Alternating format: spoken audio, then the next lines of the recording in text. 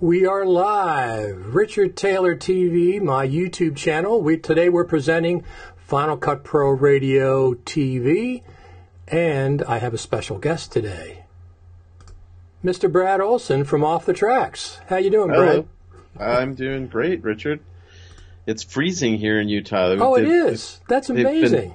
They've been dumping snow from the sky. I don't know. It's pretty insane. We had to cancel school yesterday around the state, and usually Utah doesn't really do that with snow, but it was a lot. Well, I'm surprised because we're having spring weather right now. We had plenty of snow, absolutely, yeah. But for some reason it was 70 on Sunday, Monday, Tuesday, whatever day it was. It was 70 degrees in February, which is exactly. It's absolutely incredible.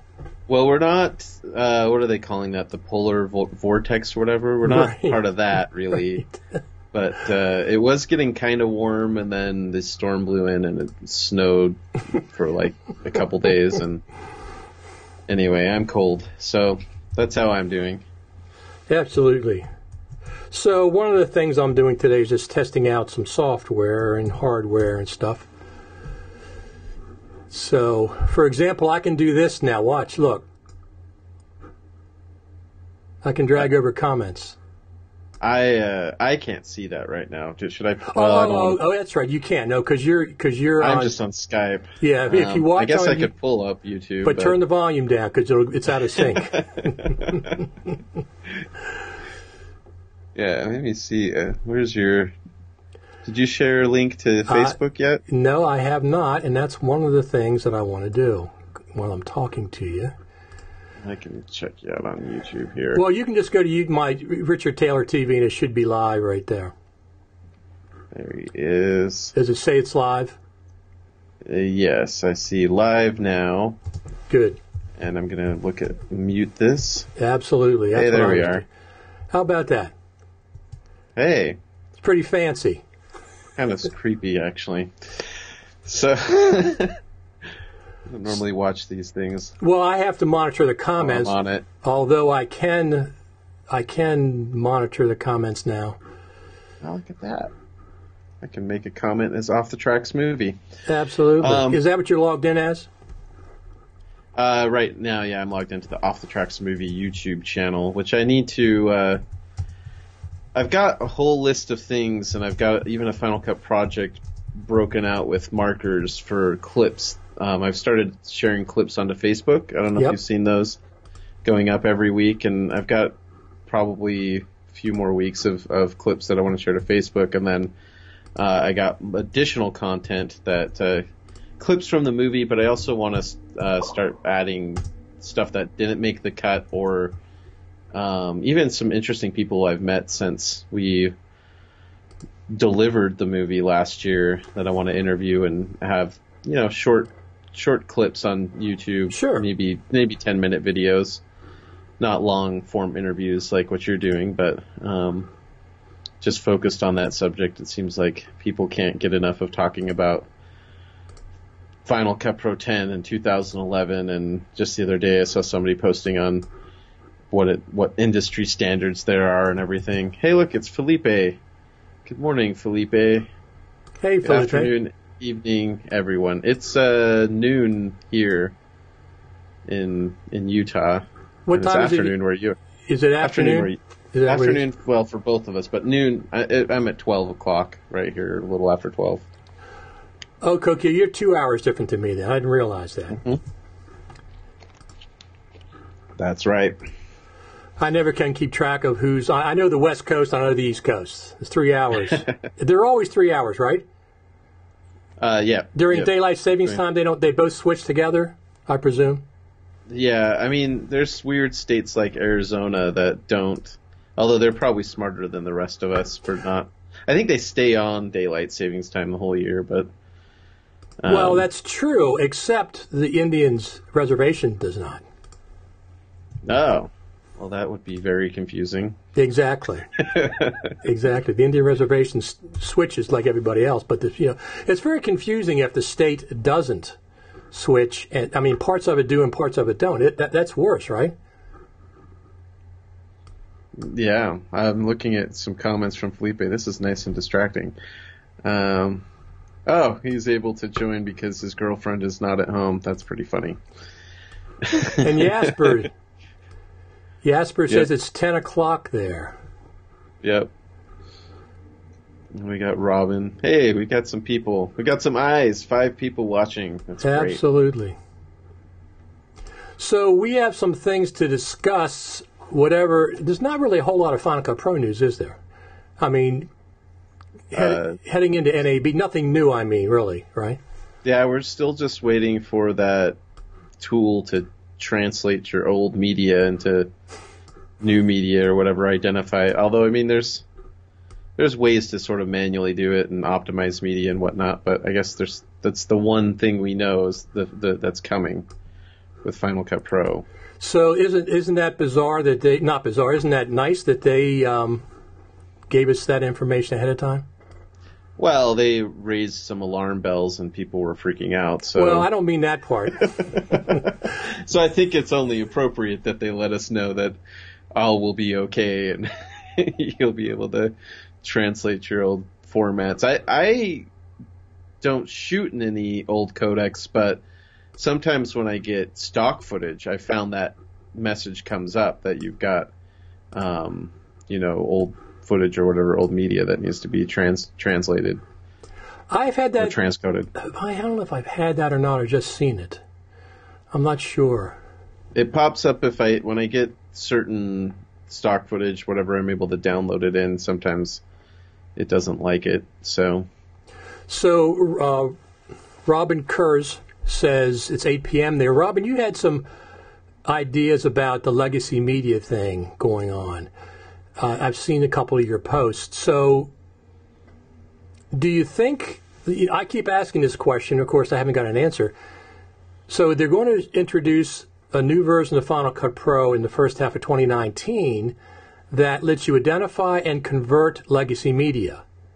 Is that going to stop working when the new operating system comes out in the fall, or is it going to continue to work? I would hope that keeps working. I do too. I mean, maybe there might be some error or some red screen that looks scary, but kind of like when you switch to proxy mode, but you haven't generated proxies, but then you create proxies, it works. Maybe something like that, because they've said that Avid, for example, announced they're going to support their old codec, so you can be in the new Mac OS theoretically when Avid updates their system and be reading Avid codecs that don't work, say, in QuickTime. So I'd hope that in Final Cut, there would be a tool or a way to look at those old codecs and then transcode them, and then they'll play back and work. So, because it's not very often that Final Cut will lose a feature with an OS update, 6 months later. Maybe years back it might, if you don't update the OS. But the idea they give us this new feature, and then 6 months later the OS comes out and it's gone, that doesn't make sense. So I'm hoping exactly what you said, it does indeed. Well, maybe it's an indication that Final Cut Pro 10, like Phil Podgetts thinks, is going to be gone, and it'll be Final Cut Pro 11, and we'll be missing all sorts of features, and it'll be just like 2011, and everyone will be happy again. I don't think so. You don't think they're going to make that same mistake twice? I don't think they're going to make 11 this quick. I mean, they got a lot of room for coming up for 10. They got, you're on 10.4 right now, right? So 10.5 hopefully will be coming out shortly. Yeah. Yeah, I guess we are at 10.5. That the feels next like update. A halfway mark. That'll be, when do you think that's coming? NAB? Well, okay, we have these things coming up in 2019. We have maybe 10.5. They just said an update. They didn't say it was 10.5, but maybe 10.5. They've already pre-announced the Mac Pro. They've already pre-announced the new update to Final Cut Pro. Those are two major things. I'm presuming it's going to be 10.5. However, so 10.5, to me, if I was in charge, I would say NAB for Final Cut Pro 10.5. And then maybe WWDC for a preview of the Mac Pro, or release the Mac Pro if it's ready. Because, they did that before with the Mac Pro, right? They announced it at WWDC, and then they released it in December of that year, right? Yeah. Yeah, they did pre-release the Mac Pro. Sorry, I get a little sad when you talk about the Mac Pro since I had to get rid of mine. Isn't that funny? You get attached to stuff like that, but I know what you mean. I mean, I have my guitars, for example, but that's a little different. Yeah, I mean, I don't know if Han Solo can get attached to the Millennium Falcon, then I can get attached to my trash can Mac Pro, right? Absolutely. So, Robin says, we'll have to wait and see, but you can transcode now and not have to worry later, or simply not update your OS. That's exactly correct. I've talked to people from Avid, and they don't update sometimes for years and years and years because the system is stable. Pro Tools is the exact same way. And when I had a recording studio, I never updated my software. Everything's working properly. It took me 6 months to a year or longer because everything was working. And I don't use the system for anything else but the recording studio. So therefore, I would not update it immediately. Well, I think there's a couple things to that too, though, because for one thing, updates used to cost lots of money, right? Like if you were updating Pro Tools from 10 to 11 or earlier versions, you actually have to pay for that update. Even Final Cut Studio, you had to pay for updates. That's right. So now it's so much easier. It's a free update. It's so much more tempting to click that button, even if you're not ready to actually update. So it takes a little more discipline. I think for people who've been doing this for 10 to 20 years, they might be a little bit more hesitant to update. But I think there's a lot of younger people who are just used to updates constantly and probably run into a lot more trouble because they're not realizing that an update can cause issues as much as they're supposed to solve issues. Well, look, if you have a production machine, you can't afford for the OS to need an update. It messes up your workflow. So anybody with the production machine, I'm sure they don't update immediately. You know, I have a laptop. I can update that. But my production, I'm not on Mojave. I'm still on High Sierra. Is that what it is? On your iMac? Yeah. You got an iMac Pro, didn't you? Or? No, just a 2017 iMac. 2017 iMac. Yeah. Okay. Which aggravates me. Only has 2 Thunderbolt 3 ports. I need 3. So I'm going to update just because I need 4 of those ports. So whatever comes out. So speaking of that, so there should be 2017. They didn't do anything in 2018. There should be a 2019 iMac Pro update and also an iMac update. Don't you think? iMac, absolutely. Of course, we know there's a Mac Pro in the works, but I think iMacs are long in the tooth at this point. They need to give us something there. I don't know about an iMac Pro, what their plans are for that. Well, they haven't updated it. It came out in 2017. Yeah, but it's such an insane machine that they could probably get away with waiting until 2020. No, but what I mean is just a graphics card update, a processor update, not the form factor. No, not the form factor. No, but I could see him holding off on the iMac Pro for a little bit while they get the Mac Pro rolled out. Yeah, but then you get into that Mac Pro situation where it's 5 years later and they haven't updated anything.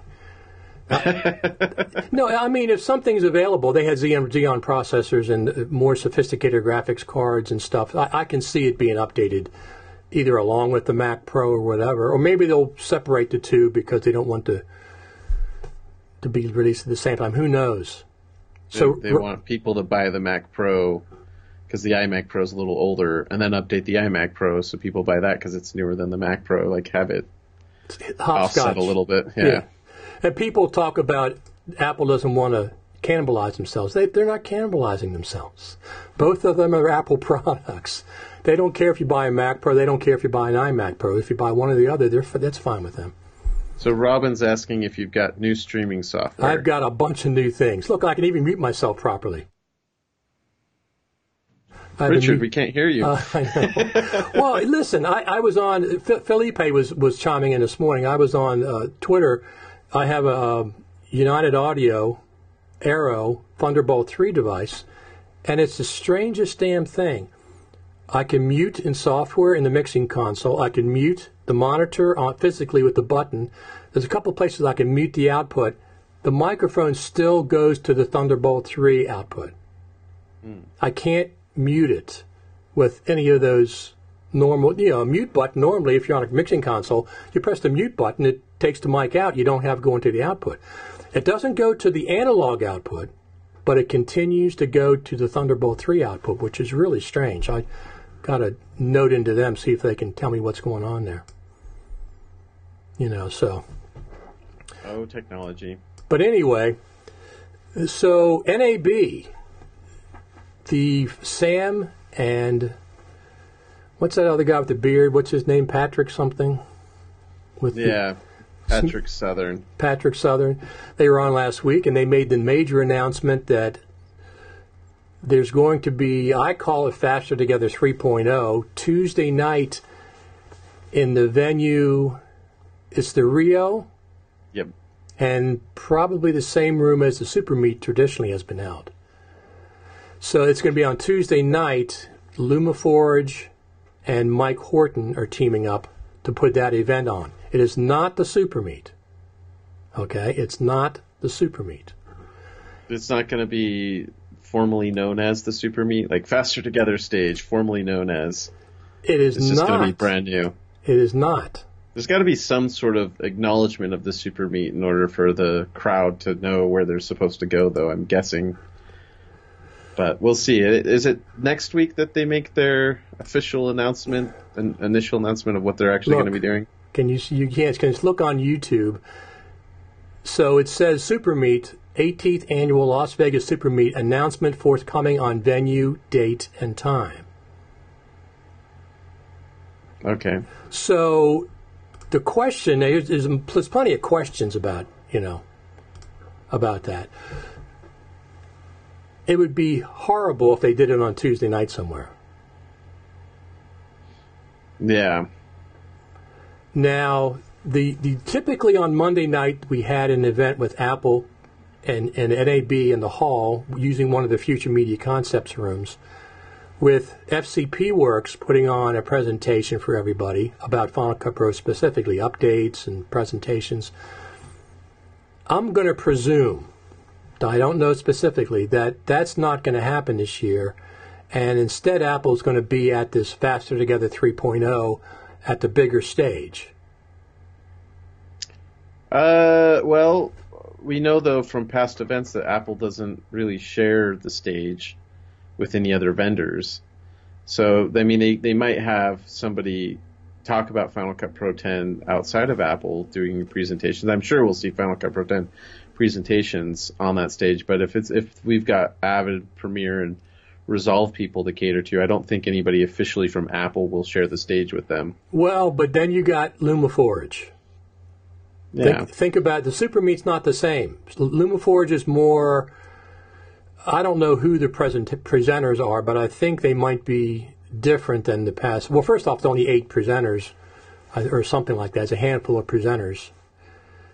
So I don't think it's going to be as widespread. Avid wasn't there last year, were they? On stage? Not on stage, but they do.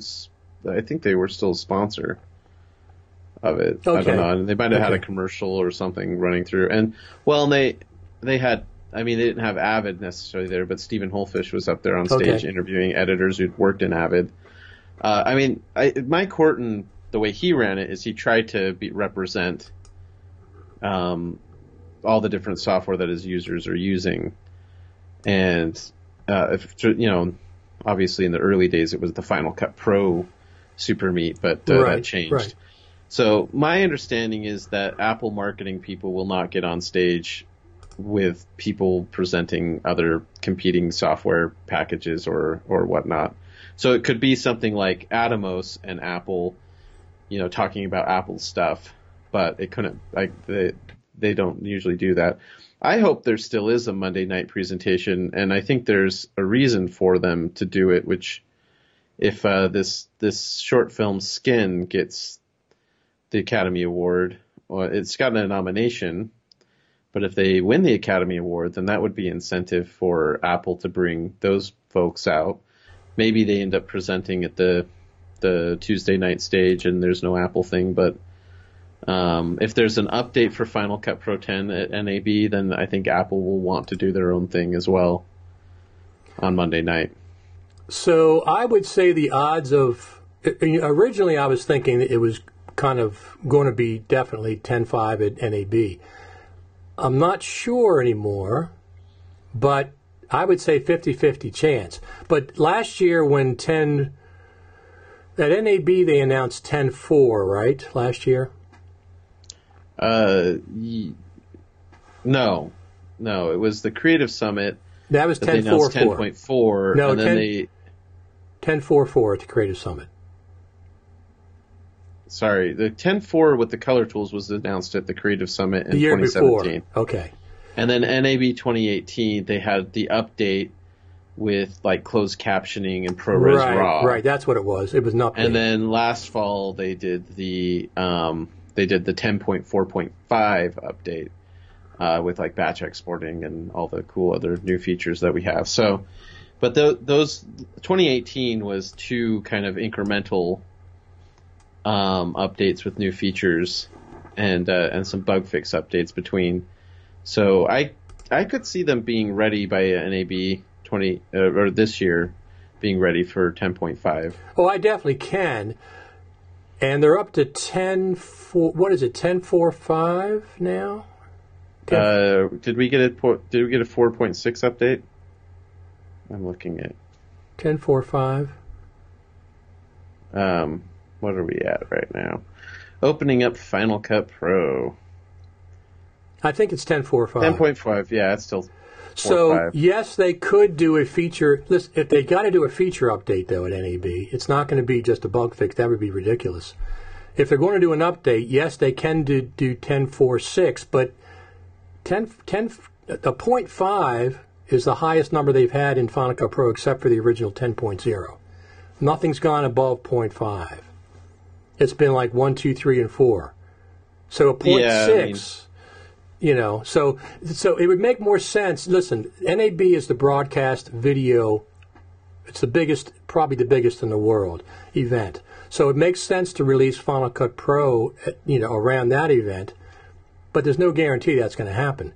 I just think it makes more sense if they're going to present at NAB, they have something new besides what they've shown at the Creative Summit and what they've shown at LACPUG in January.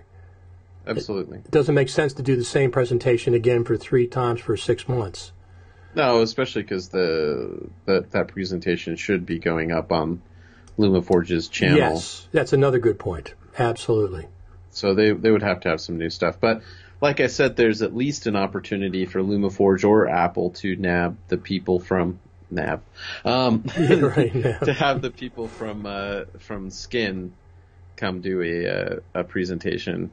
I know last year they were trying to get the people out from Silent Child, but one of the issues was getting permission to enter the country. Oh, okay. So they didn't end up. I think it was their DP or somebody was from some Middle Eastern country and couldn't get into the U.S. In time. So this year, maybe they can get some of those people. So Robin has another good comment for NAB. Open ProRes RAW licensing. Yeah, I'd love it. I don't know if they're going to do that. Well, don't you? ProRes is already a standard. Yeah, and ProRes decoding has been documented so that anybody can decode ProRes files now. That's open, but the encoding is not. It's great that Adobe announced support for Windows on that.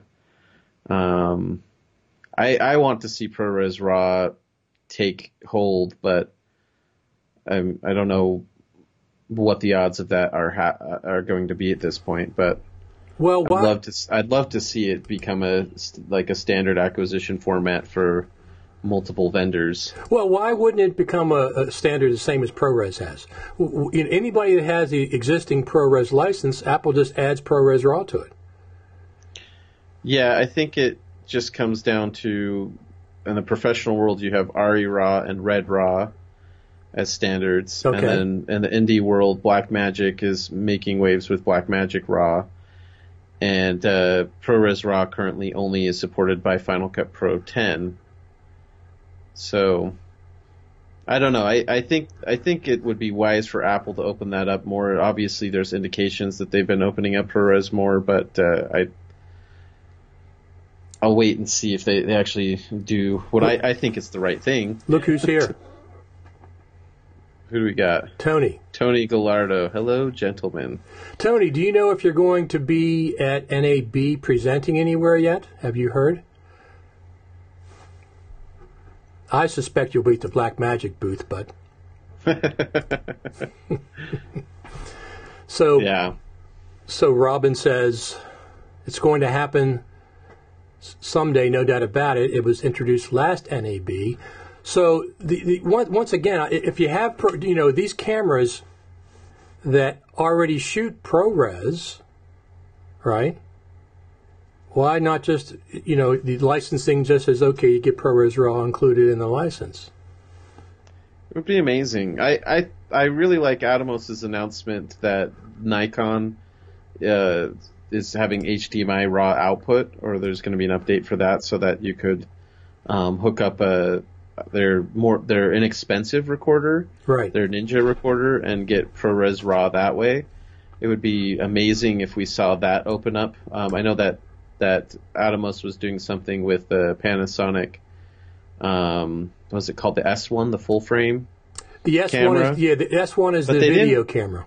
But they didn't show ProRes RAW working with that, right? I just saw that they were showing it off, but they didn't. They weren't doing ProRes RAW. So in order for ProRes RAW, from what I understand, a camera to be able to use it, the sensor has to be able to output RAW.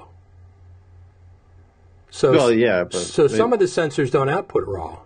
I don't know if the S1 does or not. Well, the sensor at some point in the chain has to send a RAW signal somewhere. It's linking that chain through to an HDMI or SDI output. Right. That you need. So okay. Yeah, I don't know what Panasonic is necessarily doing, but if I would just like to see more of those kind of, mirrorless cameras and inexpensive video cameras to have more RAW output. That would open up ProRes RAW a lot on the acquisition side, but then it just comes down to Adobe and Blackmagic perhaps supporting it.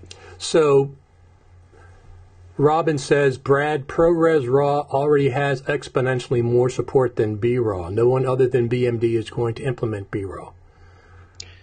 Yeah, that's a weird thing, because on the camera side, implementing Blackmagic RAW is we've talked about this, is a little complicated. Right. Because they have that half debayer thing, which means every sensor has to kind of work with that. And Blackmagic has said they're willing to do it, but I could see people not willing to do that. But on the codec side, Blackmagic made it open so that any NLE, Final Cut, Avid, and Adobe could, if they elected to, without having to pay any fees, they could decode the Blackmagic RAW and work with it. So I don't know. I don't know. I don't have any real world numbers on who's using ProRes RAW versus Blackmagic RAW.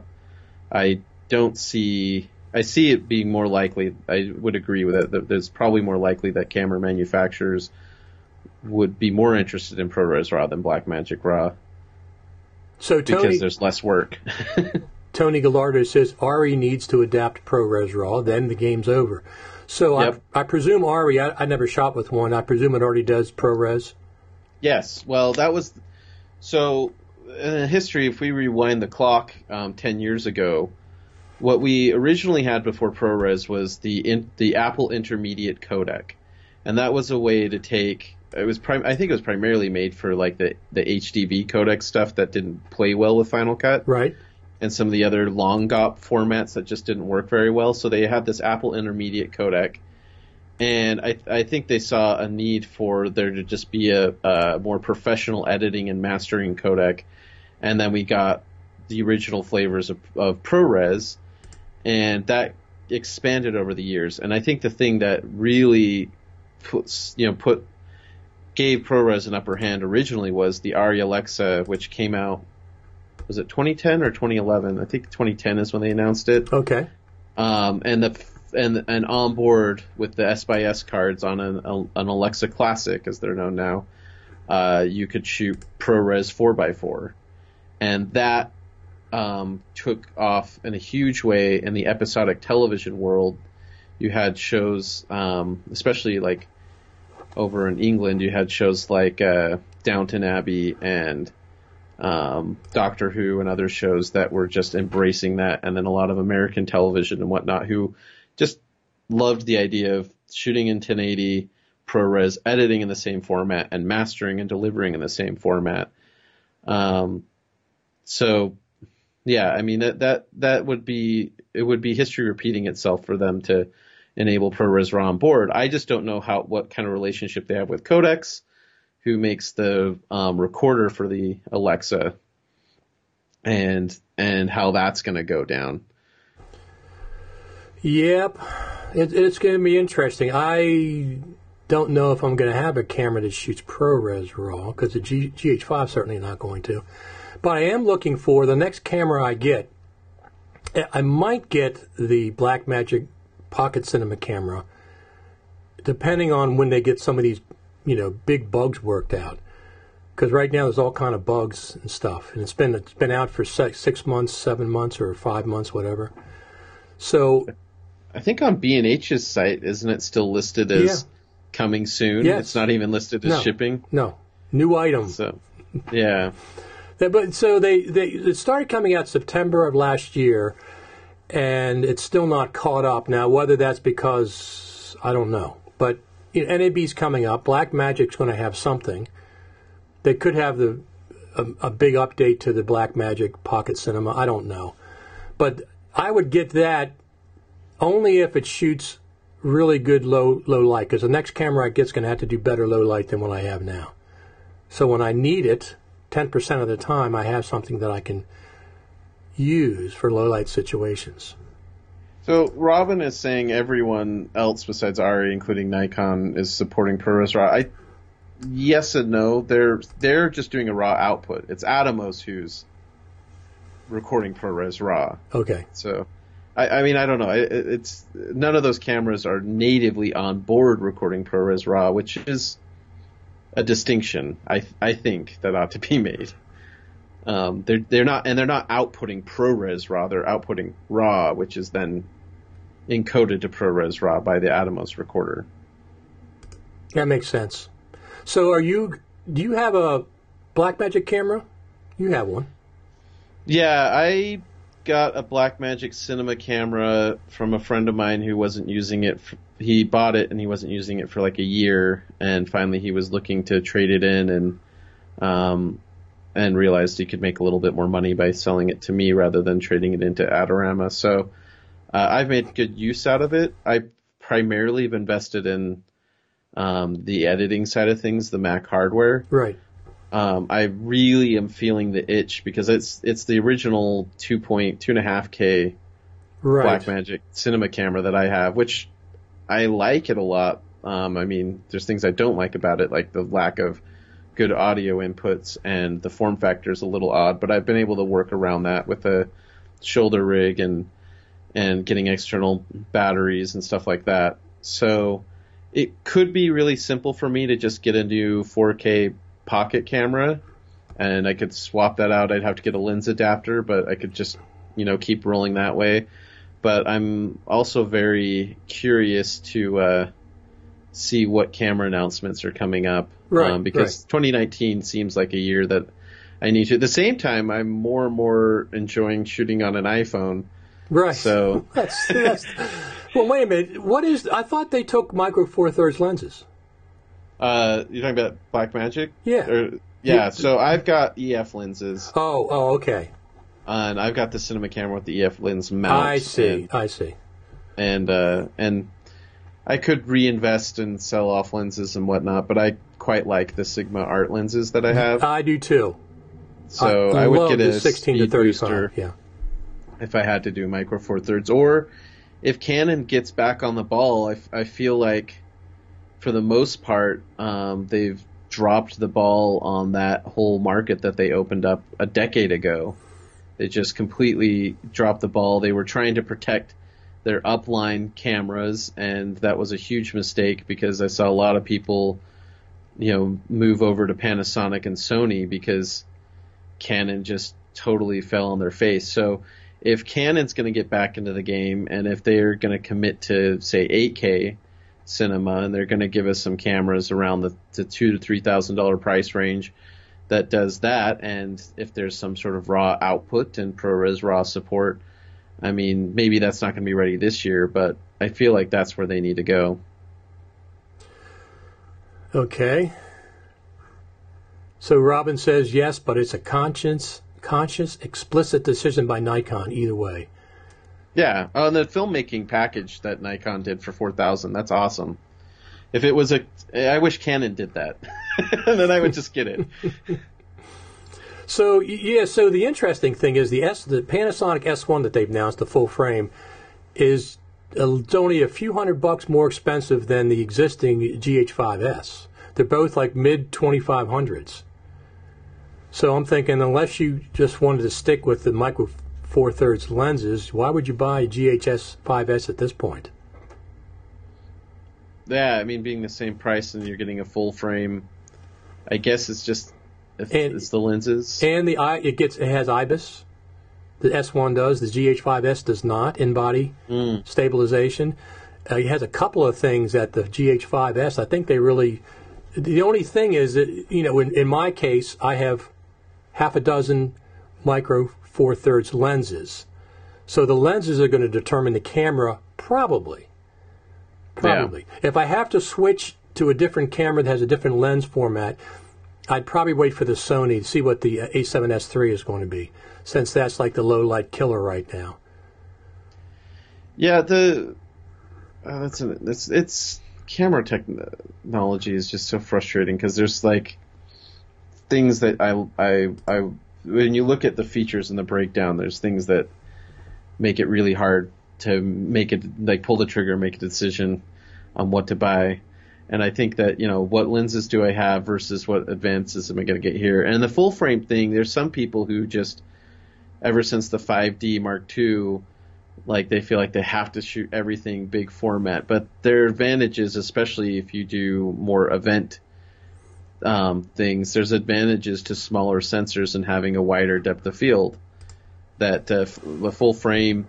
I mean, after the 5D did video, one of the funny things to me is all of a sudden all these independent shorts and features and documentaries would just have all sorts of crazy out of focus shots because they felt like they had to, shoot wide open on a full frame sensor, and you'd have like interviews where like literally like one side of someone's eye would be in focus and the other side would be out of focus. Or what would drive even my wife noticed is sometimes like the eye that was closest to the camera would be out of focus, but the other eye was in focus.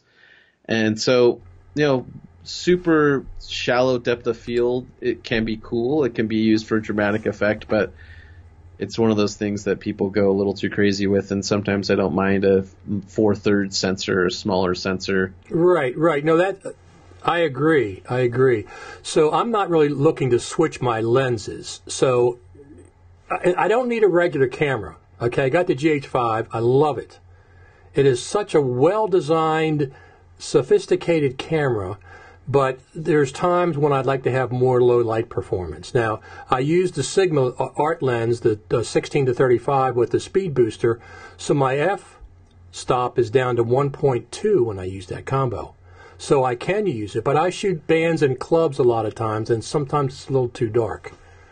So the only reason I'm going to get a new camera would be for low light performance, other than the Pocket Cinema camera, which is just pocket change. It's really seriously. I mean, $1,200. It's $1,300. I don't have to get new lenses because I already have the lenses, and you get the Resolve software, the Pro version of the software. So that's not. But I really want to get that for ProRes, for the Blackmagic RAW, and also for the low light performance. and I'm hearing conflicting reports about the low light performance of that camera. Yeah, They're saying it's about the same as the GH5S, from what I read. I mean, my thinking is if I upgrade to that camera, it's got to at least be better than what I've got right now with the cinema camera, right? Well, yeah. Plus, the cinema camera's not going to shoot Blackmagic RAW, is it? No, I mean it shoots raw cinema DNG, which is not super fun to work with. But well, why wouldn't it shoot Blackmagic RAW if it already shoots RAW? Why? I suppose if they wanted to look at breathe some new life into their retro line, but it's such an old camera at this point. From their standpoint, I don't know why they would bother going back and doing a firmware release to get us 2.5K Blackmagic RAW. I don't know. I don't see the point in doing that. If just buy a new camera, it's easier. Well, that's true. So get 4K. So Felipe says, I'm accepting pocket change donations for the pockets. I am too. And then Robin comes back and says, why shouldn't or wouldn't the GH5 go ProRes RAW? How about the next one to do it via HDMI? That would be huge for everyone involved. It certainly would. I would presume they would do that for the GH6.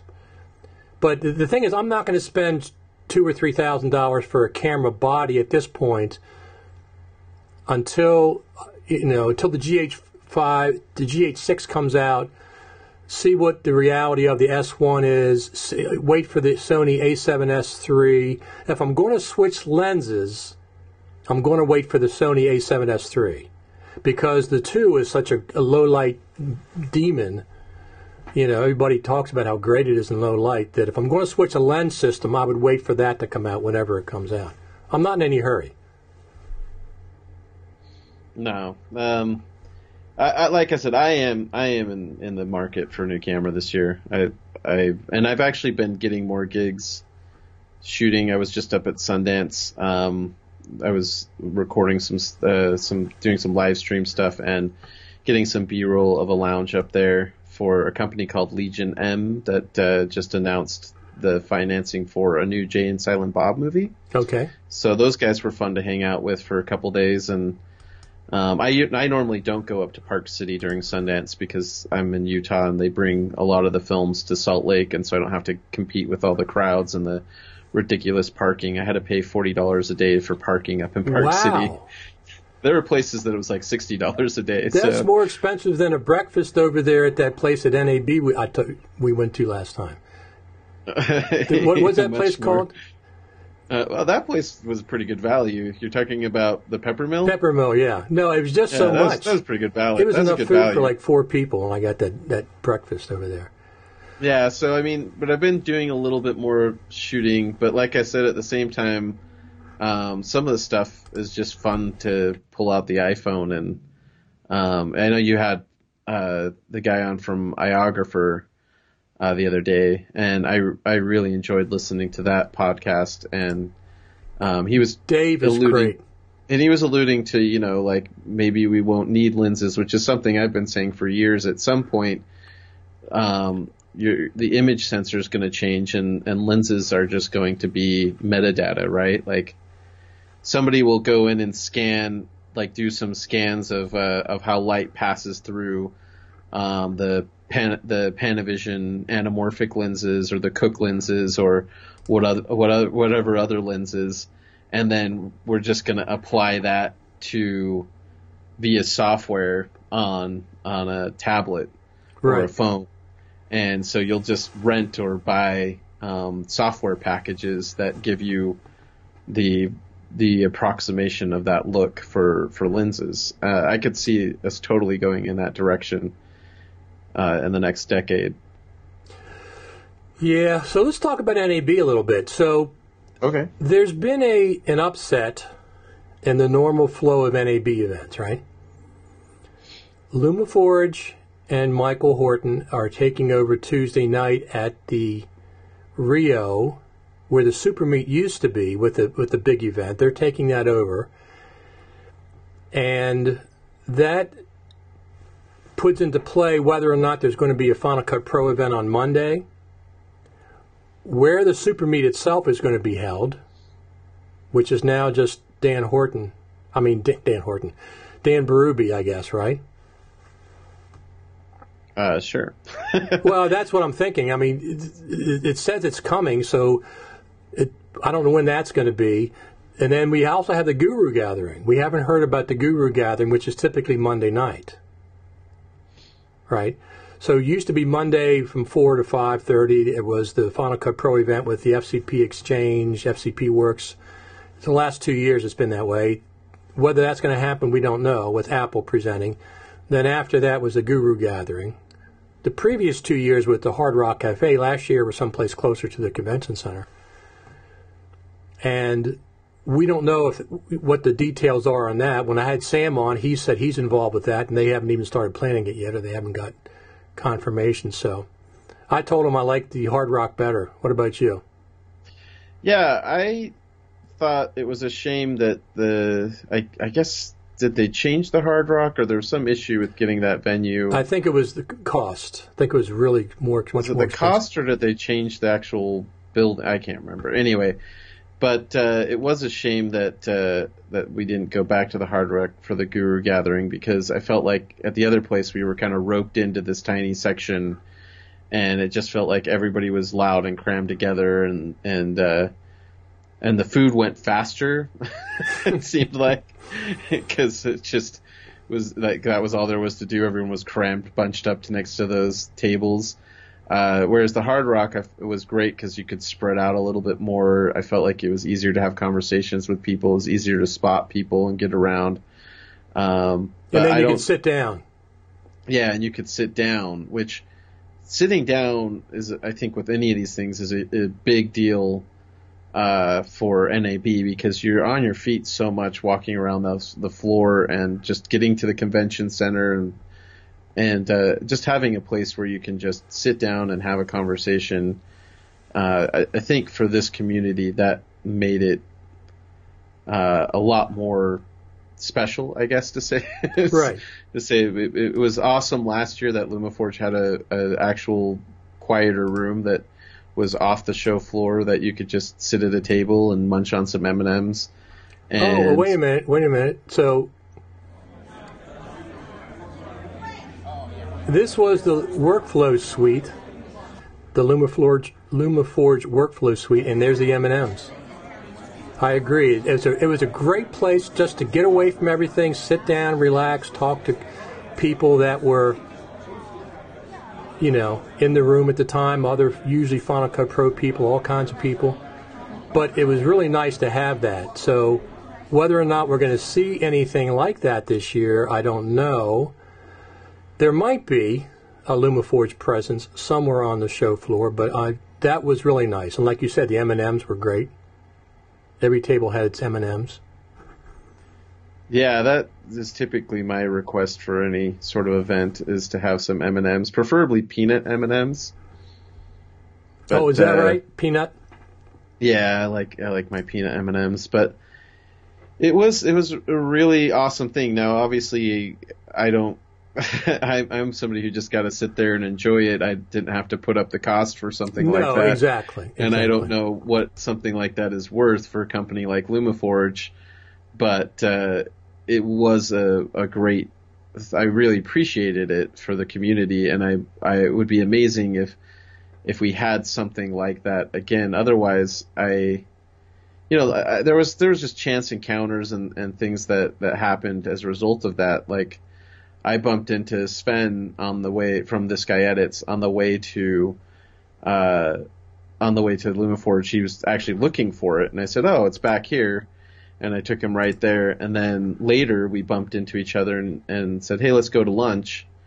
And it was that kind of thing that even if I was with the 3 or 4 other people from our community, but we're like wandering the halls, the vast, giant halls of the convention center in Las Vegas, the chance of running into somebody and saying, "Let's go to lunch," is a lot less likely from our community. Right.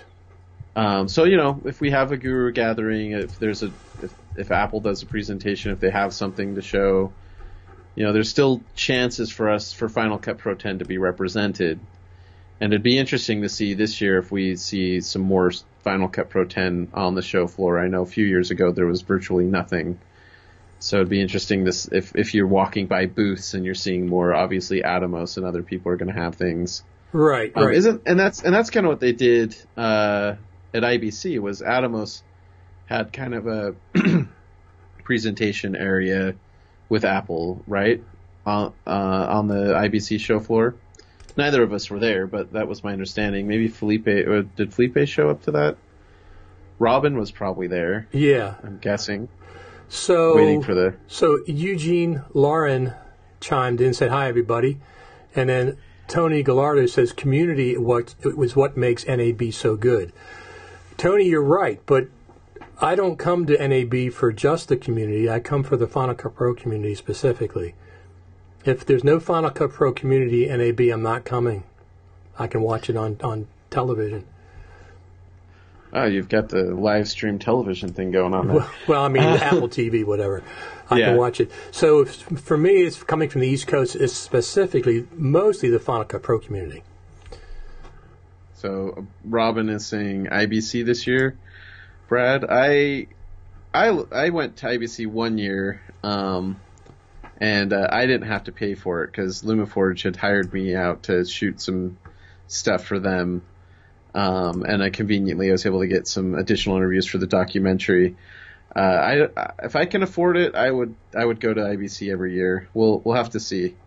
Get Robin, get more people to buy Off the Tracks, and I'll use that money to fund my trip to IBC. How does that sound? There you go. That'll work out perfect. So if people, for people that haven't been to the Super Meet, this is what it looks like. The difference, I think, between now and, say, 20 years ago is even though there were tools then, it's so much more accessible. This is the room. It's so much easier to get in, and it's so much easier to get a high quality result. And I think that's why it's tools like Final Cut Pro, because they embrace it's you on stage at last year's Super Meet. Let's get the tool out of the way. This is the actual room itself, and they apparently can set it up different ways. So okay, now I'm seeing it. See, that's quite a big delay. Share it with us. Yeah, but at the end I show the exact room, how big the room is. I think I'm wearing that exact same gray shirt. I think you are. There you go. There's the room itself right there. Brad Olson, everybody. Okay. Yeah, so that's the room. That's the room that I presume. I mean, I don't know for a fact, but I presume that's the same room. Most of those rooms look pretty much the same, right? Yeah, exactly. So I agree with you, Brad. If they're, coming to NAB, you're on your feet all day. I look for a place to sit down. I don't care who the vendor is. If they've got tables and they've got a few chairs, I want to go there at least for a few minutes to give yourself a break. So if there is a presence, an NAB presence, LumaForge Workflow Suite, it would be, especially on the show floor somewhere, it'd be really, really great. I mean, M&M's, that's fine, but sitting down and talking to people. And the thing about this Workflow Suite last year is everybody came, all kinds of people that we know came there, and just they come and they go. They come and they go. Yourself and Steve Martin and everybody. They just, you never can tell. Philip Hodgetts, Greg Clark, Serena Catania. A lot of people from Apple, too, which is really cool to see. Yes. So if you've been to the Creative Summit and you've met those designers and engineers and marketing people and you know who they are, sometimes they try to disguise their badges or they flip them around because they don't want people, I guess, chasing them around and blaming them for all things wrong with Apple. But, if it's great to see them pop in there as well. So. Yes, absolutely. Absolutely. Gives us another time during the year to interact with them directly. And not have to pay, for the Creative Summit to do it, just a Vegas trip. Yep. Absolutely. So NAB is just 60 days out. And you've got your reservations, I guess, or whatever the arrangements to get out there, I presume. Yeah. Last year I think I forgot to get my tag when it was free because they have all these free codes. Right.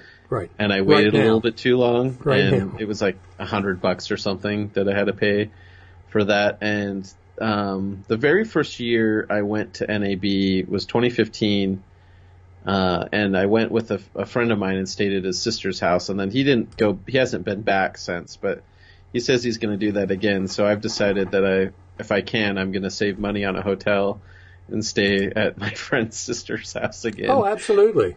Absolutely.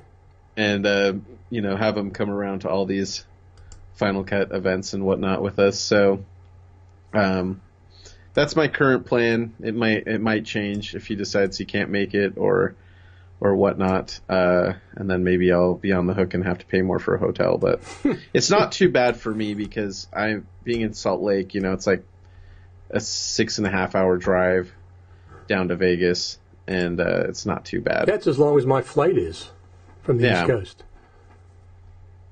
Absolutely. So yeah, that'd be good. I mean, I always I'm interested in Final Cut Pro stuff, but I'm certainly interested in other things as well on the show floor. The Black Magic booth, it's like a city block.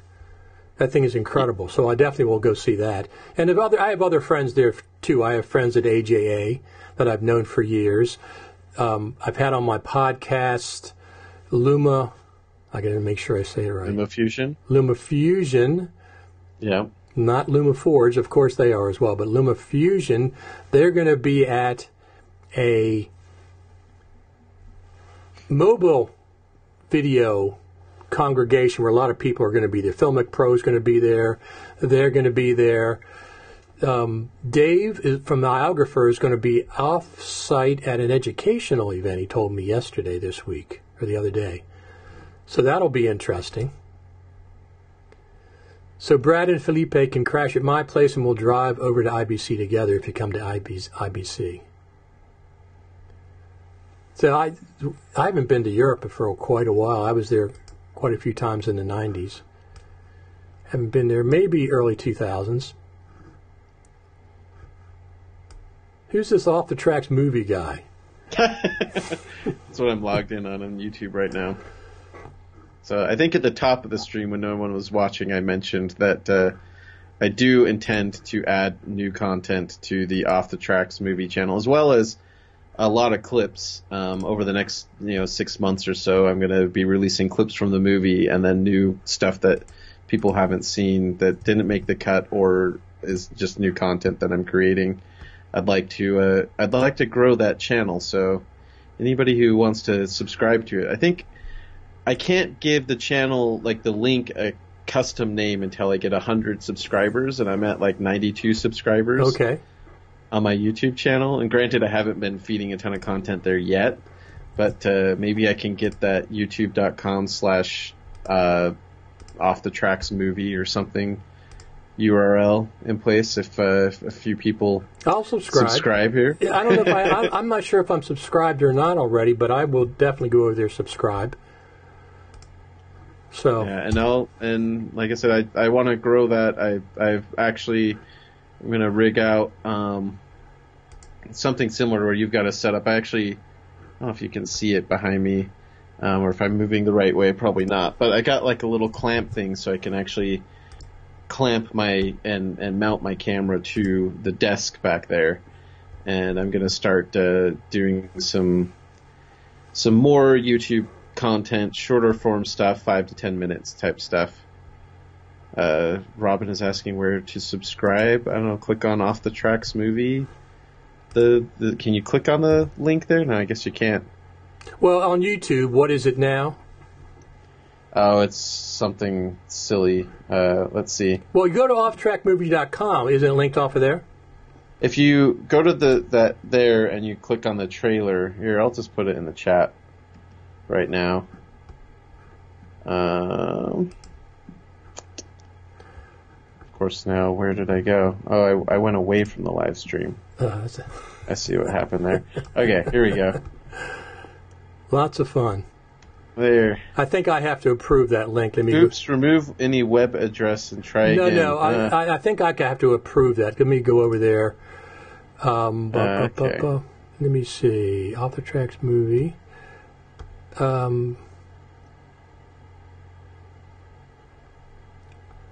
Usually I have to approve any links. Oh, yeah, that's weird. It says view as subscriber. I didn't even copy that right. I don't see the option. Anyway. To approve it. There's definitely links from Facebook. Oh, there we go. Here we go. Let me see what it says. Let me try this one too. It'll probably reject it, but well, offthetracksmovie.com, your site should be loosed. Should be there, right? Yeah. If you click on the trailer is like right there, and you can click on the trailer, go over to YouTube and subscribe. Okay, there you go. So that's the way to do it. To give Brad some numbers over there on his YouTube channel. Yeah, 93 subscribers. Thanks, Robin. I'll do it when I get done. Yeah, so I'm gonna, like I said, that's been my goal. I'm kind of 2 months behind where I wanted to be at doing that, but I have been feeding Facebook with clips every week, with shorter clips, and they get hundreds of views. Some have gotten over 1,000 views. Right. I found that sharing a video, it's more productive than paying for impressions or whatever, because I was paying like $50 a month to Facebook to advertise some stuff, and I found that it's just a lot easier to just share a clip to a few Facebook pages and get some conversation going, which is always entertaining on Facebook. Hear from people telling me why Final Cut is not professional. It's always fun. Well, we're never going to not hear that, are we? Nah, it's going to go on forever. So it's like I heard people say they don't want to hear about the launch anymore. Well, that's fine, but people still want to talk about it. Yeah, it's part of the history. It had a big impact, and people still talk about the Titanic. People are going to keep talking about the Final Cut Pro 10 launch. And they keep talking about Civil War. Yeah. Revolutionary War. They're both, I think these are all just as important as each other. Final Cut Pro 10 release, there was just as many casualties as these other events, right? Yes. Sure. So Robin says 95 and counting. I got to get that custom URL name. Yeah. YouTube's cracked down on some. It used to be a lot easier to do some of these things, and they've made it. They have indeed. You've got to get a lot more subscribers. They used to. I never got paid out, but you could monetize with no views. You could monetize your videos, and now you have to have a certain amount of subscribers, and they've just made it a lot more difficult. But maybe that's for the best. Well, yeah, it's whatever they have made it difficult, and you used to be able to sign up on YouTube with just an email. Now they require your phone number, which I refuse to give them. So I don't do any more. I don't have. So whose phone number did you give them? I didn't. You didn't need to originally. Just an email address. So I got my YouTube accounts years ago. So I didn't need to. A pop-up keeps happening. Add your phone number for security. Yeah, right. Do I trust Google and do I trust Facebook with my phone number and security? No, I do not. They probably already have it, Richard. Oh, I know, but I just don't want to give it to them again. No, I agree. Well, I know Google does because I have a Google phone number. Yeah, Facebook will prompt me like, you haven't added your address, you haven't added this, you haven't added that. And I'm like, you already have enough personal information. Yeah, it's not going to help my friends for you to have more personal information from me. Sorry, Facebook. Exactly. Sorry, YouTube. Exactly. So let's see. Oh, here we go. It says this show. Go to channel. Let me see. Subscribing.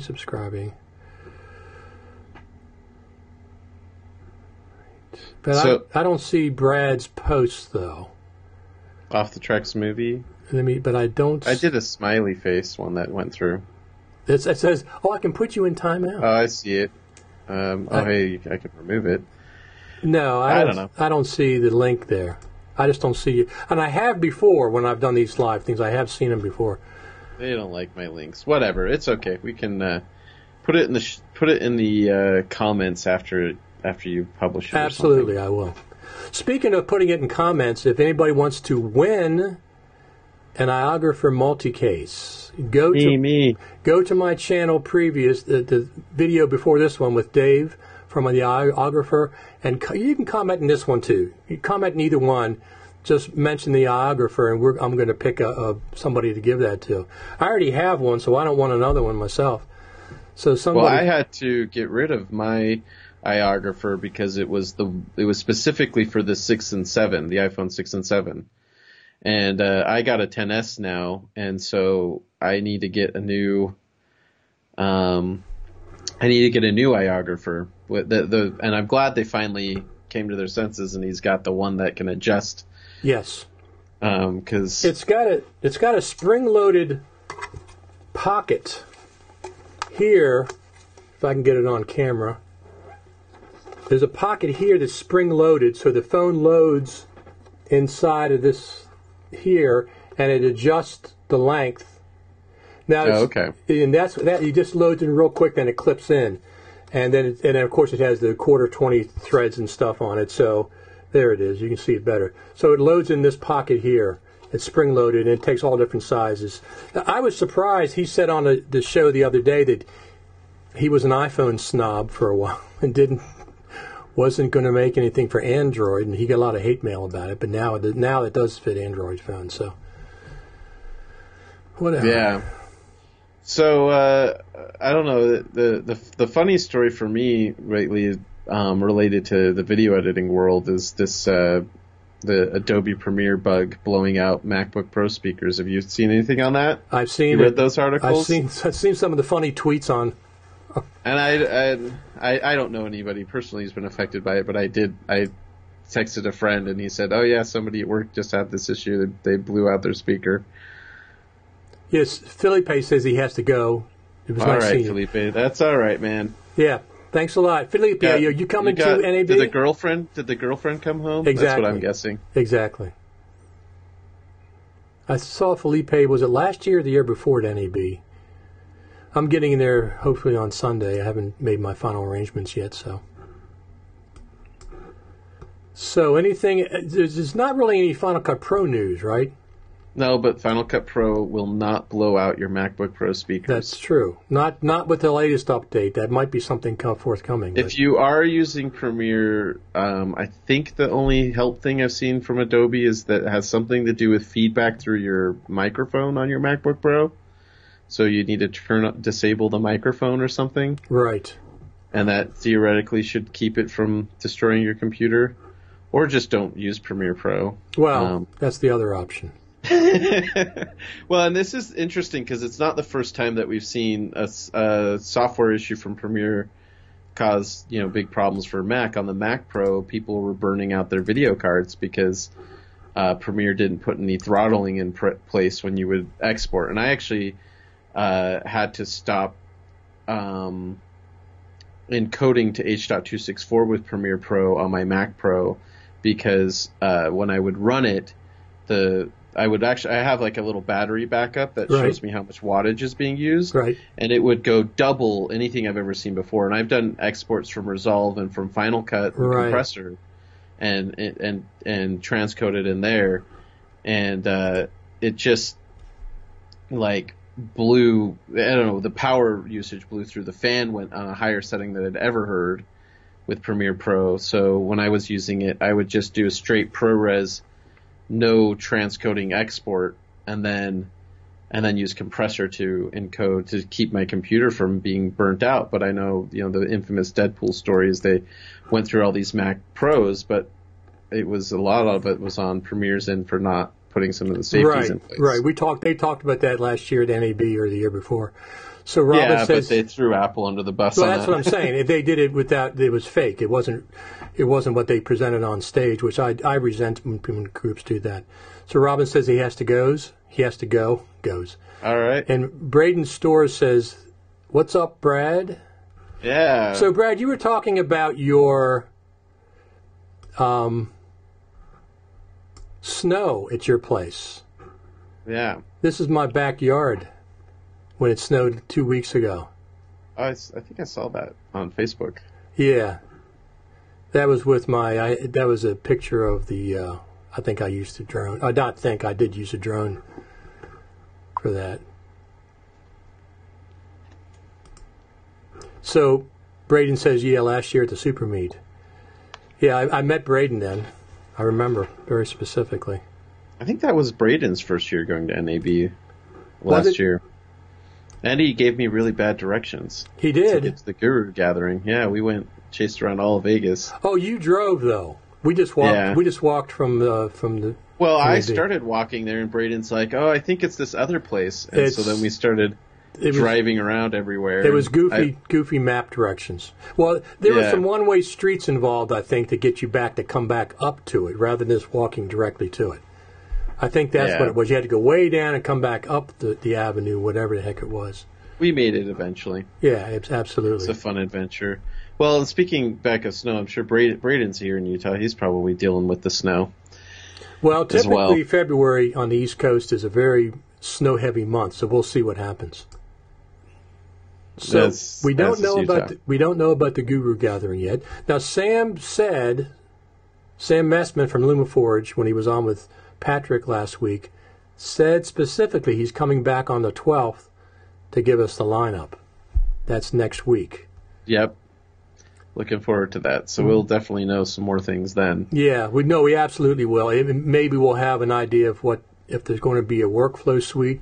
At least, Sam, we don't care about the workflow suite. Just give us a place to sit down with M&Ms. Tables and chairs to sit down with M&Ms. Right? That's what we want. A little coffee would be nice. Maybe he'll direct us to go to the cafeteria there. Then he'll just throw us a bag of M&Ms from across the room. There you go, Richard and Brad. Stop complaining. I got you your M&Ms and your place to sit. Yeah, well, the place to sit's nice because you're up on your feet all day. So the workflow suite was a magnet for people to come, relax, sit down, chill out, and have like other professionals, just to meet everybody as they came and went. So it was nice if that can be worked out, even if it's not as. I guess, the stage, obviously, the Faster Together stage last year was probably, it was a lot of equipment and lights and stuff versus just a room with table and chairs. I mean, you're still dealing with the union, yes. And you can't plug in to an electrical outlet without the union approving it and stuff like that. I understand that. But tables and chairs shouldn't be too hard. I mean, I'm saying that like I'm going to foot the bill. Yeah. I like these comments that pop up on the screen, and what's even funnier for me to watch is that the eye line kind of lines up as I'm looking at my screen. Oh, it looks like I'm looking at the comment on the overlay. Right. So it's kind of fun that way. Absolutely. Are you gonna probably use this software moving forward then for all your live streams? Is it working out a lot better? It's worked fantastic. When I did the Patrick and Sam last week, when we went live the first time, it wasn't switching. On YouTube Live, it wasn't. It was switching in the Google Hangout. When I would talk, they would talk, I would talk. It was not switching in the YouTube Live. It was just me. So I had to drop that one and go back and start a new one, in which it was. This is different because you're on Skype. This is a different setup, and I can add more than one person as well. So well, and I guess it's just the two of us chatting, but it seems to be cleaner than Google Hangouts so far. It does. I'm not getting some of that lagging and whatnot, but it would be interesting to do one of these where we've got like 7 people on and see if it still holds up. I think I can do 4 or 5 with this setup. So that'll be interesting. I mean, there's sometimes I still might use the Google Hangout. We'll have to see how that runs, how that works. But, for this works out well. The side-by-side screen and stuff, we can see both of us. So Braden says, yeah, that's a cool addition to this. So he likes that as well. And also I can play movies. Now, I could play movies in the Google Hangout, but it wasn't quite smooth a lot of times.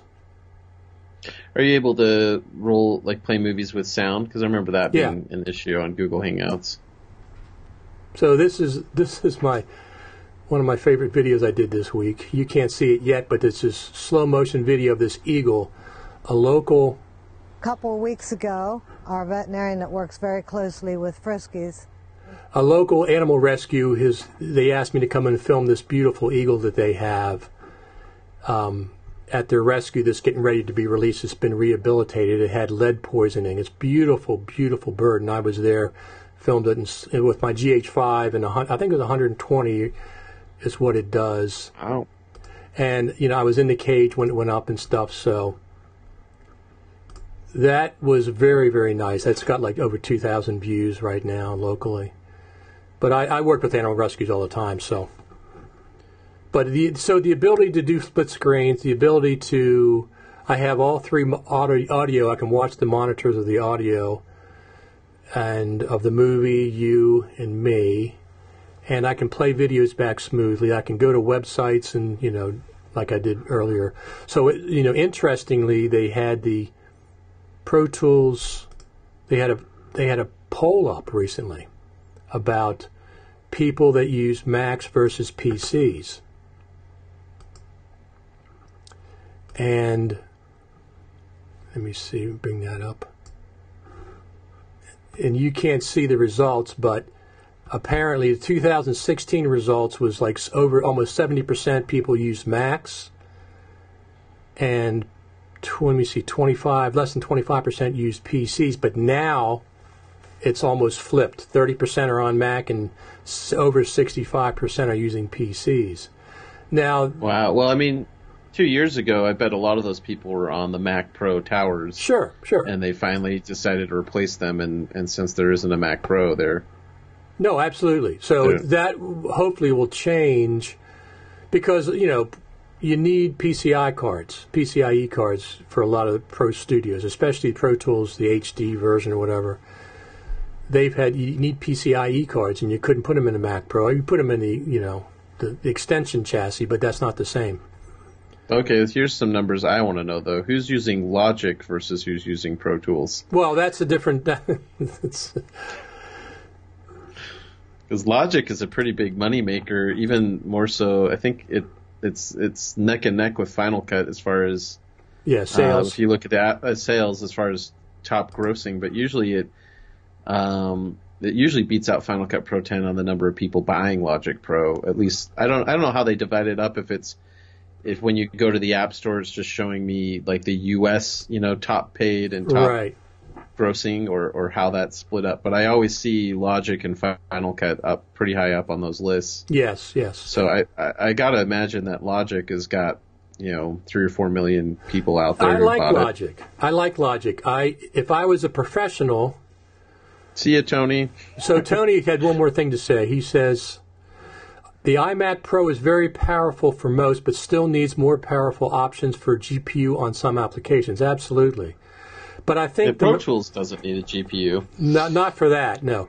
But I think the Mac Pro hopefully is going to solve that and not be another, we don't want another compromise. We want to make sure this time there's got to be some native GPUs in the Mac Pro, right? Right, Brad? You work with these Apple engineers. I have no insight. I've applied for a pro workflow team job. I never heard back, so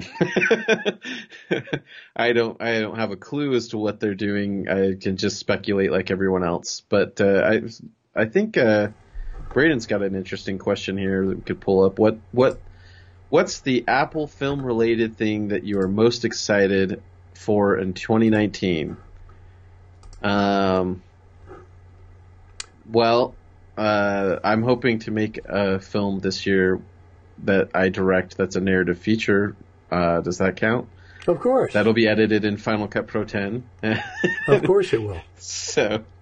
So that's the thing I'm the most excited about, is getting this film financed, and we'll see if it happens. As far as anything else, I don't know. You got a Mac Mini, right, Brad, recently? I have, I traded a few computers in. So I traded my MacBook, my 13-inch MacBook Pro and my Mac Pro for a 2018 MacBook Pro with the Vega graphics. Okay. And then at home, I traded in a Mac Mini and my wife's MacBook for a new Mac Mini, which has been a really incredible machine.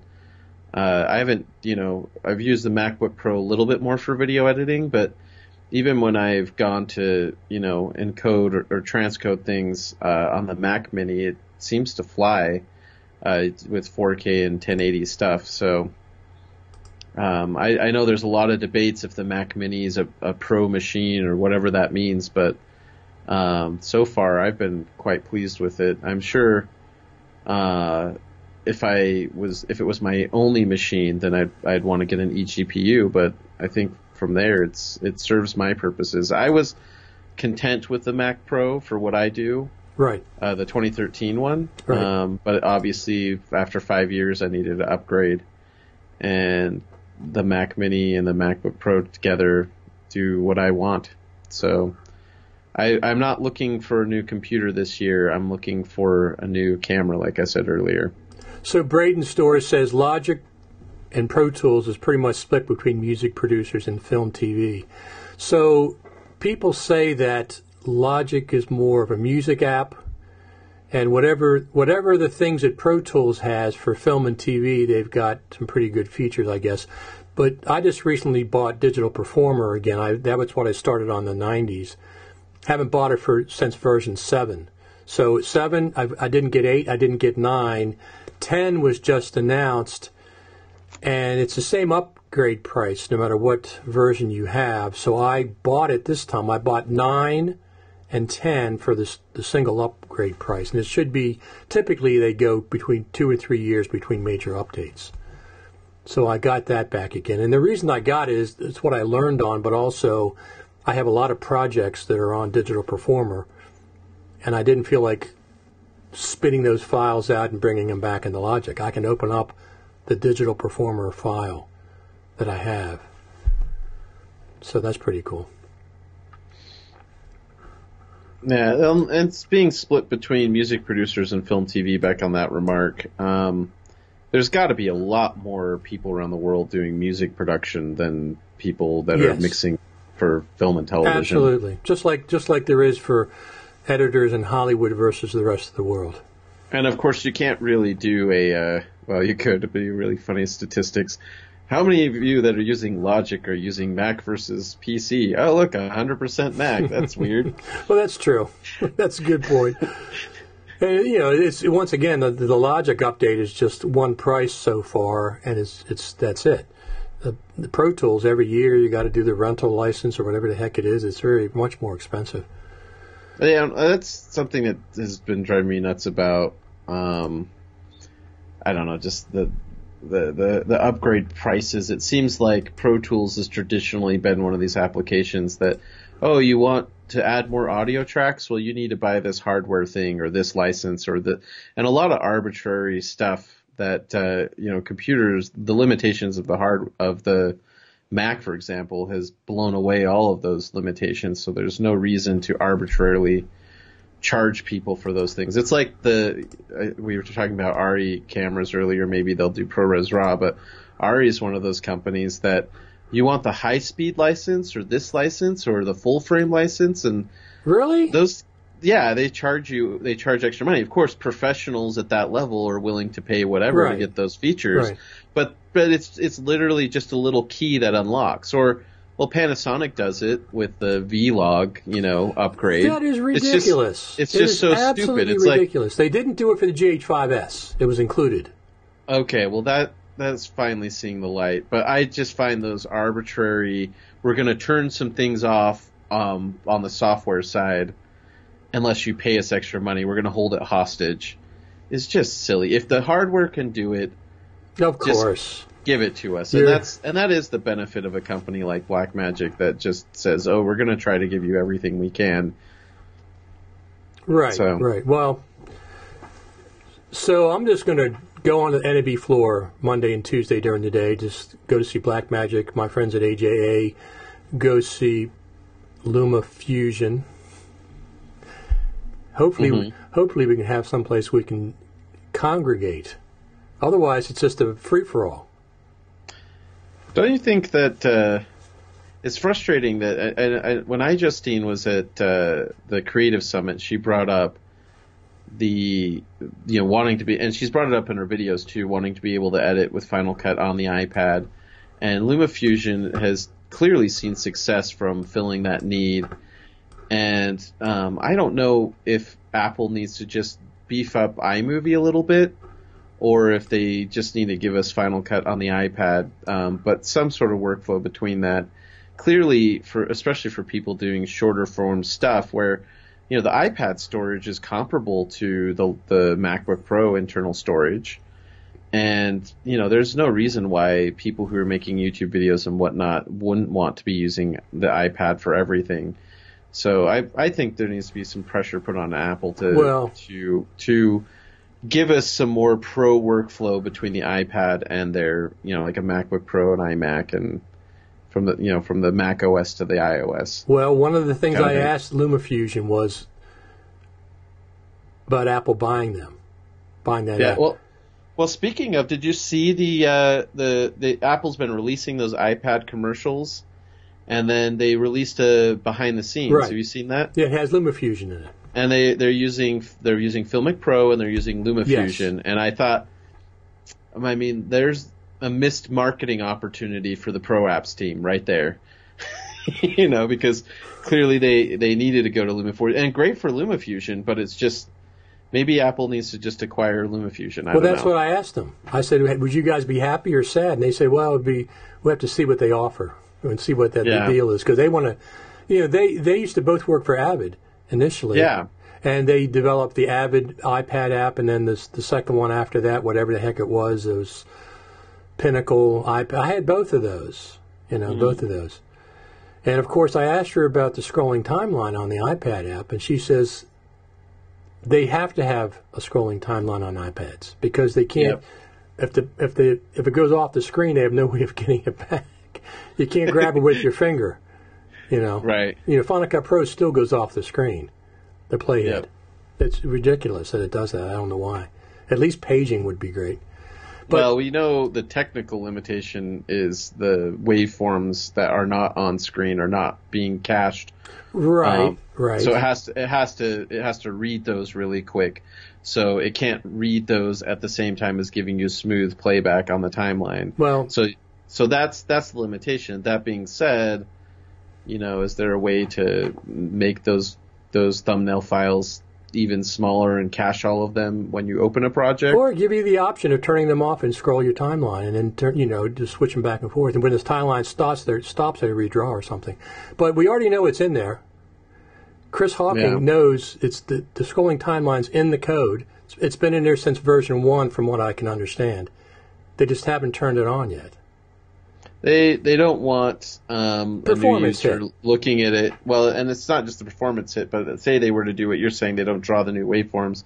It keeps going, and you're going to have people. It looks like a glitch, and people are going to be like, "What's wrong with my timeline?" Well, when I'm hitting play and it scrolls, it doesn't update these thumbnails. Listen, I can do 2 scrolling timelines in Logic, and the updates, everything's fine. The caching is fine.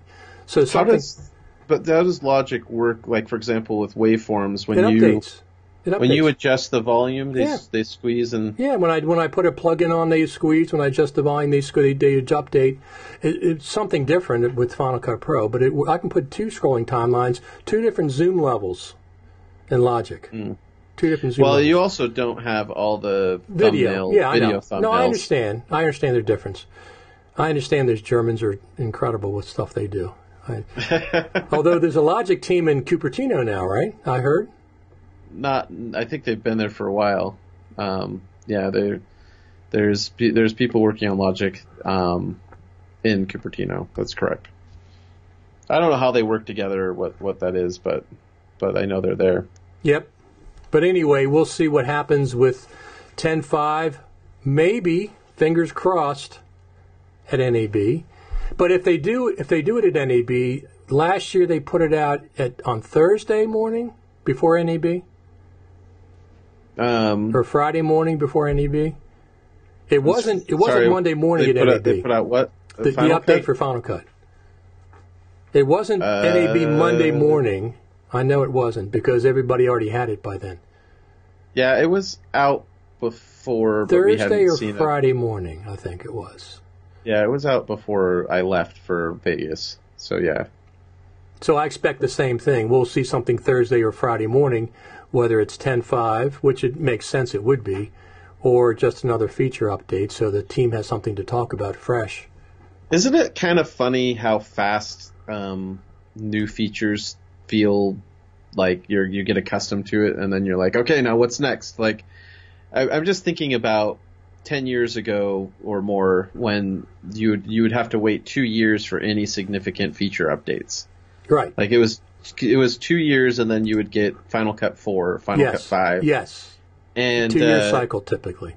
And they weren't really, if you look at the life cycle of Final Cut Classic, they weren't that big. You had things like color being introduced, right? Right. And things like that new applications. But Final Cut, the functionality of classic Final Cut and some of the feature sets, there's things that got added, but a lot of it was there from the beginning. The difference between 6 and 7 was not that great. That one was, I mean, I'd say even 5 to 7 wasn't huge. The difference, Final Cut 5 to Final Cut 6, the big thing was adding color as a separate application, which never round-tripped that well. Resolve in Final Cut 10 round-trip a lot better than color in Final Cut Classic did, from my memory of it, at least. Anyway, but now we get these, like, we've had some major updates in 2018. Oh, absolutely. And we're looking at maybe at NAB having some more, and we're just so spoiled with new features. But yet, there's still stuff that we gripe on about. Where's our dupe detection? Well, and everybody's got their own specific list of things that they want. For example, dupe detection's not important to me, as important as other things, but I don't, since other people want it, that's completely fine. I completely support that. I think today's discussion that I saw on Facebook was about proxy workflows. Was one thing that I saw popped up, and that's one I've sent in personally and to some people at Apple about, is that we need more flexibility. I don't think it necessarily has to be like an insane endless list of codecs and resolutions. No.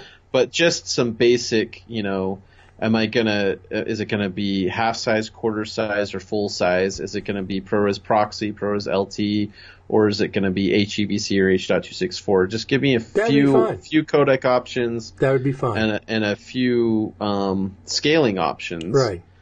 And that gives us, I think, quite a bit of flexibility in the file sizes that we're managing, because that's one of the most important things. And the other thing is just linking to it so that when you are working, you're taking something on the road, you're not having to do this weird like shell library with proxy files that you currently have to kind of trick it to take a light library with you. No, exactly. That would be perfect, Brad. You said it right there. Half size, quarter size, whatever. Full size. And then LT, proxy. I don't know why you want LT if you're doing a proxy. Maybe, Well, LT, here's why. So say I'm shooting a movie that's red raw. Okay. Right? And I'm going to be doing some previews, and I want to be able to quickly make a preview in HD or 4K.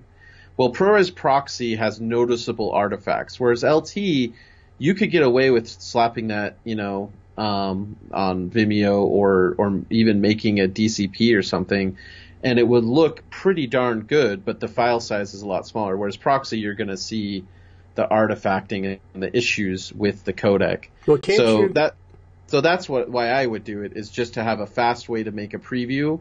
Because when I'm editing a feature film, I'm constantly creating these little either Frame.io uplinks or we're going to a theater and testing it, or I'll plug in the laptop and plug it into a TV and show it to people. And if it could be HD or 4K and ProRes LT, then it's going to look really, really good. And that's going to output that file a lot faster than Red Raw is going to. So it's a time thing and a quality thing. But and can't you just do optimized media LT?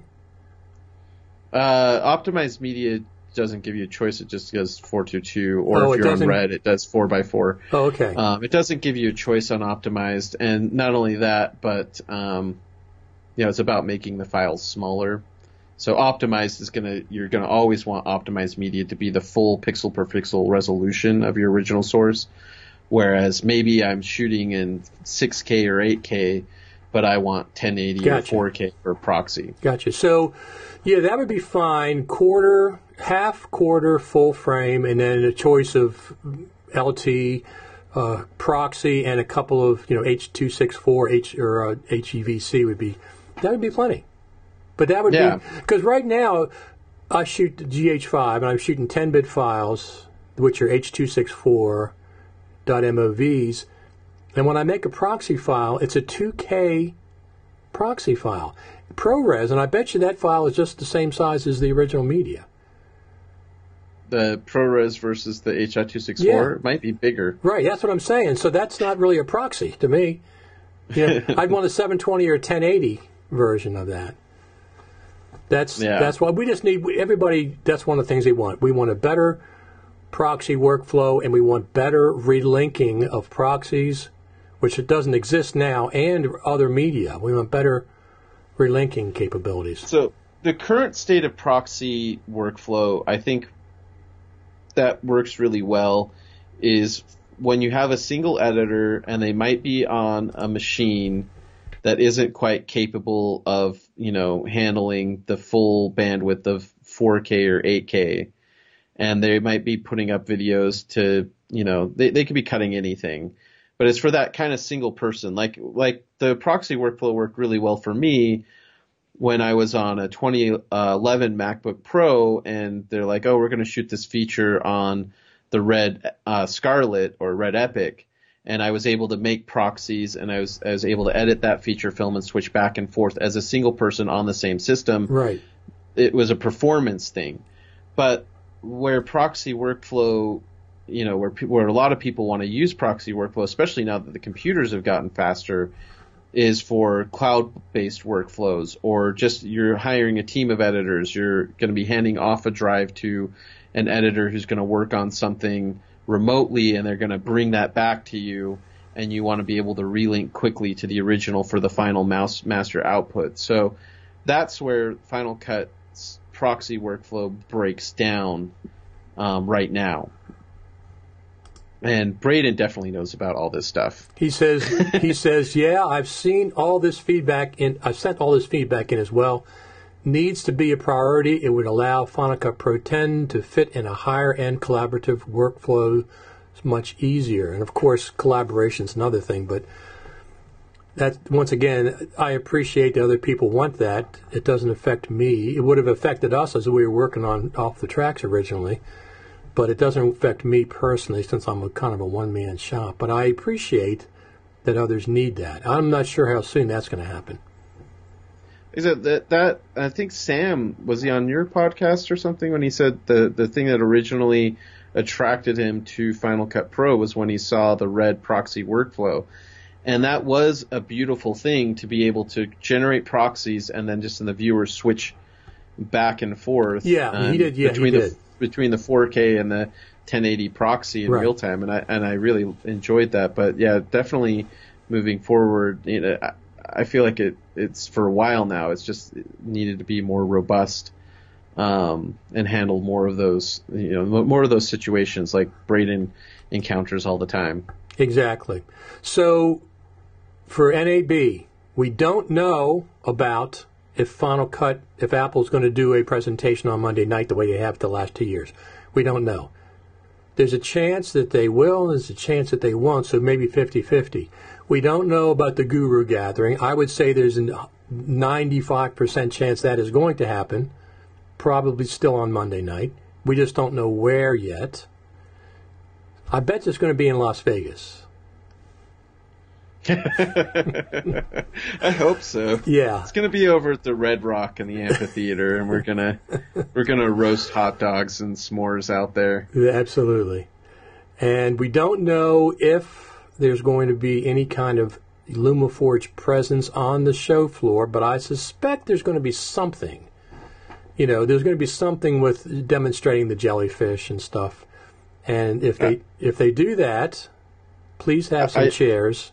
I just realized what LumaForge should do. What? Because they've got the whole Faster Together thing. Right. So they should rent out a bunch of like dune buggies or something. We go out to the desert and we have a big Faster Together race. Well, there you go. So that's what needs to happen. There you go. We'll send that right over to LumaForge. Nice. I can now change the URL for my channel. Thank you, Robin. Excellent. So now it's going to be 100. Now it's going to be. I'll let you know for sure. I'm okay. hoping it'll just be like it'll probably be youtube.com/offthetracksmovie or something like that. Well, you can also just comment on this video afterwards. Put it in there. Hey, there's over. Ronnie. Yeah. All right. Well, thank you, everyone. I have some more incentive to get back to work on my YouTube channel and provide some new off the tracks content in 2019. Who is this Ronnie guy? Who is this Ronnie? He is a wonderful human being. You will never meet a nicer man than Ronnie Cortens. So yeah, absolutely, Ronnie. Are you coming to NAB this year? I presume you are. You were there last year. He says yes, but I don't know what that means. That was before I asked the questions. Yeah, that was before you asked the questions. That's not an answer to your question. We gotta wait for the live feed to catch up. Yeah, so Robin, thanks to Robin, you got your over 100 subs. Absolutely, thank you, Robin.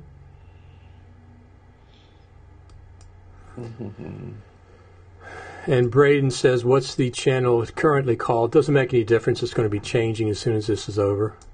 Yeah, I mean, it is the Off the Tracks Movie channel, but the challenge is I couldn't have the custom right. URL right. until we got more subscribers. Absolutely. I got this channel is Richard Taylor TV, but I got it years and years and years ago. Yeah. You know, and they used to make it easy. Yes. So Robin's when I asked who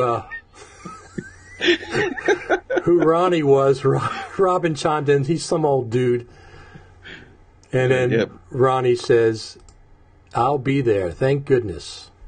That'll be fun. Ronnie, tell LumaForge to give us some chairs and M&Ms. That's all we want. Tables, chairs, M&Ms.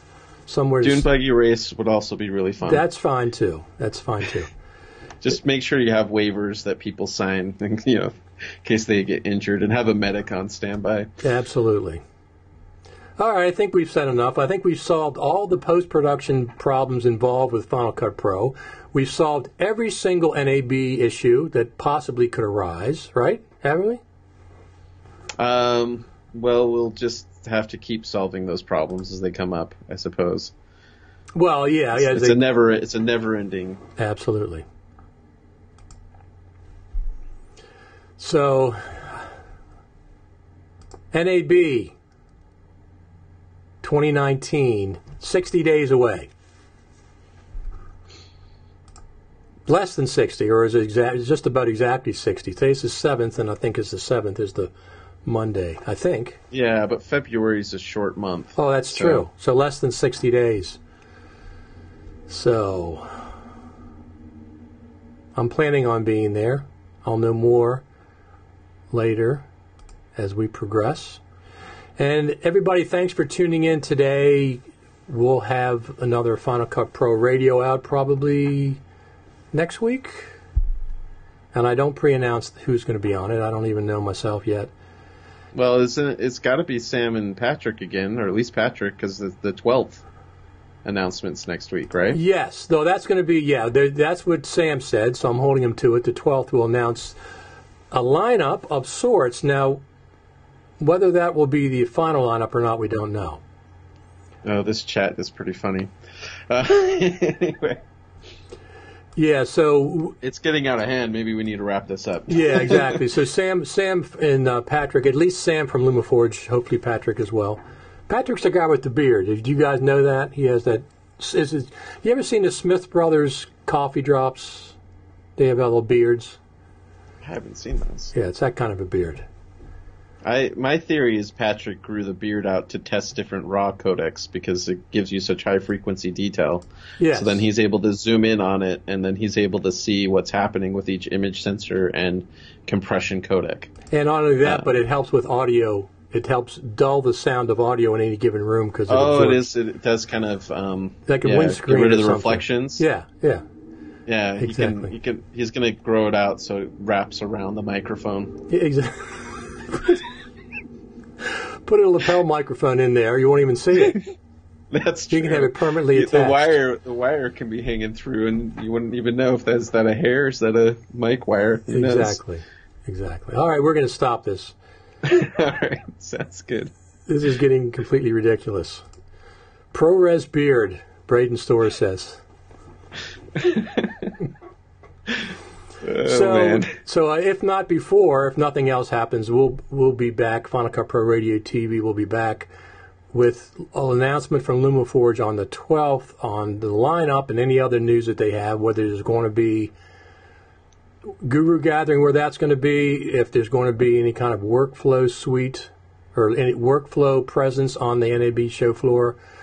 We have no idea, but we'll find out. So thanks everybody for tuning in. Brad, you can hang on for a second if you want, once I finish up. Sure. And we will see you guys next time. Thanks a lot for showing up, everybody. Talk to you later.